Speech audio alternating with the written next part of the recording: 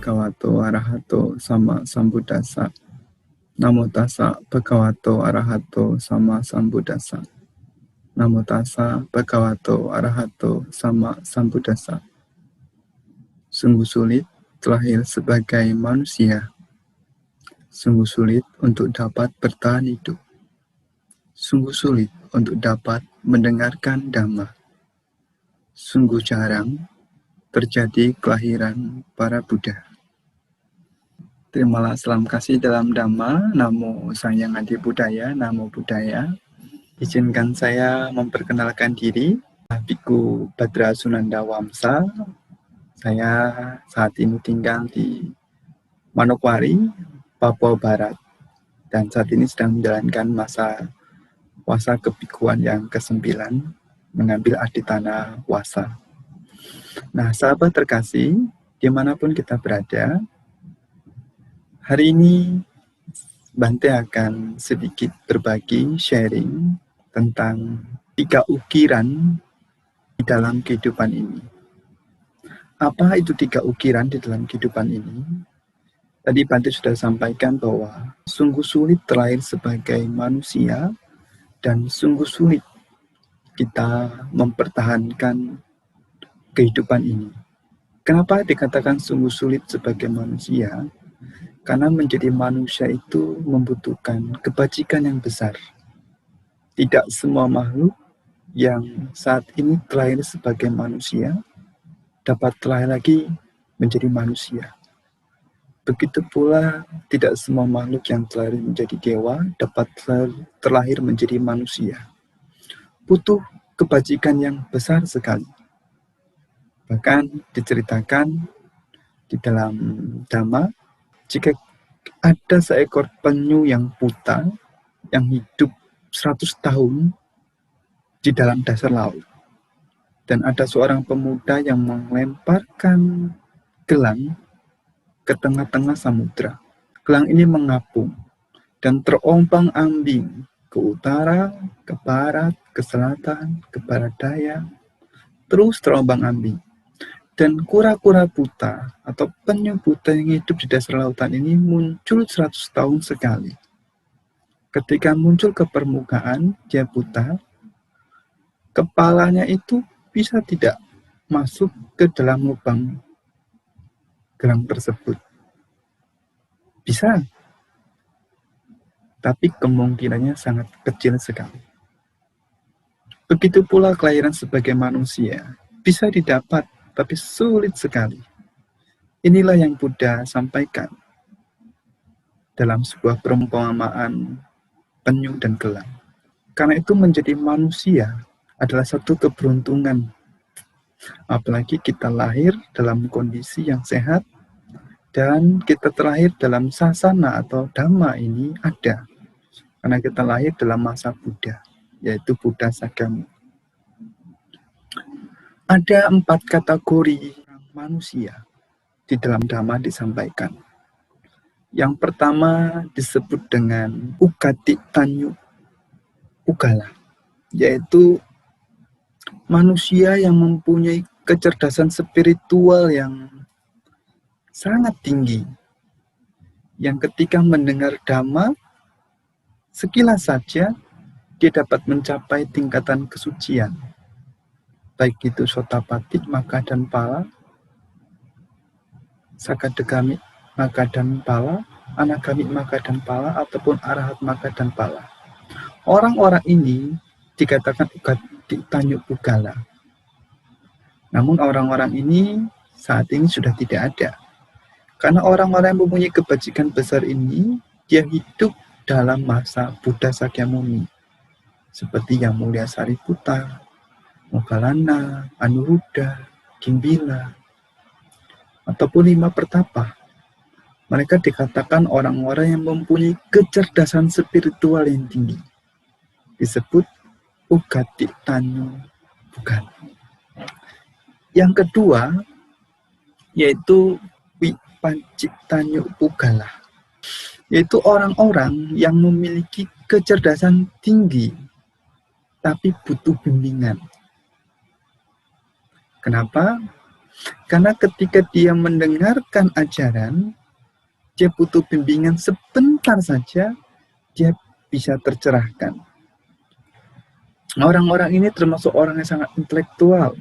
Kalau kita lihat seperti guru-guru besar seperti Upak Gupta ataupun guru-guru besar seperti Acarya Buddhaghosa, mereka adalah orang-orang yang mempunyai kecerdasan spiritual yang tinggi. Yang kita meyakini mereka telah mencapai tingkatan kesucian. Karena mereka perlu berlatih sebentar saja, perlu pengarahan sebentar saja dari guru yang tepat, bisa tercerahkan. Nah, yang ketiga disebut Neya Pugala, yaitu orang-orang yang dapat dilatih dengan meningkatkan kecerdasan spiritual melalui bimbingan guru dan latihan yang lama. Kita pada masa sekarang adalah masanya yaitu Neya Pugala. Jadi orang-orang Neya Pugala itu adalah kehidupan kita saat ini. Manusia-manusia saat ini disebut Neya Pugala. Yang mereka dapat tercerahkan karena mereka mempunyai kecerdasan spiritual yang cukup sebenarnya, tapi harus membutuhkan guru yang tepat, bimbingan yang tepat, dengan cara yang tepat, dan harus berlatih terus. Bahkan sampai beberapa kehidupan. Jadi kita mempunyai kesempatan juga seperti guru-guru besar lainnya untuk tercerahkan. Lalu yang keempat ini yang terakhir, yaitu Padak Parama Pugala. Orang-orang yang hanya dapat meningkatkan moralitasnya saja, tapi dia tidak bisa tercerahkan. Masa ini ada setelah masa kita selesai. Karena itu artinya kita sangat beruntung meskipun kita tidak terakhir pada masa Buddha, tapi kita masih terakhir pada masa Sasana masih ada. Guru-guru masih ada yang dapat membimbing kita untuk tercerahkan, untuk lebih bijaksana, untuk lebih dewasa secara batin. Jadi kita lebih beruntung dibandingkan nanti yang terakhir pada masa Padak Parama Pugala. Karena pada masa itu mereka hanya dapat mengembangkan diri sampai moralitas saja. Artinya hanya sampai mereka terlahir sebagai dewa atau sebagainya. Jadi ada 4 kualitas atau 4 jenis. Manusia yang mempunyai kecerdasan spiritual yang berbeda-beda. Nah, kita sebagai Neya Pugala atau jenis manusia yang ketiga yang berlatih, itu pun harus terus mengembangkan diri. Apalagi dengan masa pandemi ini, kita sekarang dapat akses baru untuk belajar seperti secara virtual seperti ini, melalui sosial media dan sebagainya. Ini adalah salah satu perkembangan teknologi yang menopang kita untuk belajar Dhamma. Dunia itu berubah. Jika kita tidak berubah, kita tidak boleh menyalahkan dunia. Jadi kita harus bisa beradaptasi. Apalagi dengan kondisi kita saat ini, kita mudah beradaptasi dengan COVID ini, kita lebih bisa menjaga kesehatan. Dan kita juga lebih bisa belajar untuk mendengarkan Dhamma lebih mendalam di dalam kehidupan kita sehari-hari, di dalam rumah, dan sebagainya. Nah, apa yang dimaksud 3 ukiran yang tadi Bante sampaikan dari awal? Jadi, kita harus mengembangkan diri kita. Buddha sampaikan di dalam Dhamma atau di Anguttara Nikaya terutama ya. Jadi di kelompok bagian 3. Buddha menyampaikan kepada para biku. Para biku, ada 3 jenis manusia di dunia ini. Apakah yang 3 itu? Yang pertama, manusia yang diibaratkan seperti ukiran di batu karang. Ini yang pertama. Yang kedua, manusia yang diibaratkan seperti ukiran di tanah atau di pasir. Yang ketiga, manusia yang seperti ukiran di air. Lalu bagaimanakah manusia yang seperti ukiran di batu karang?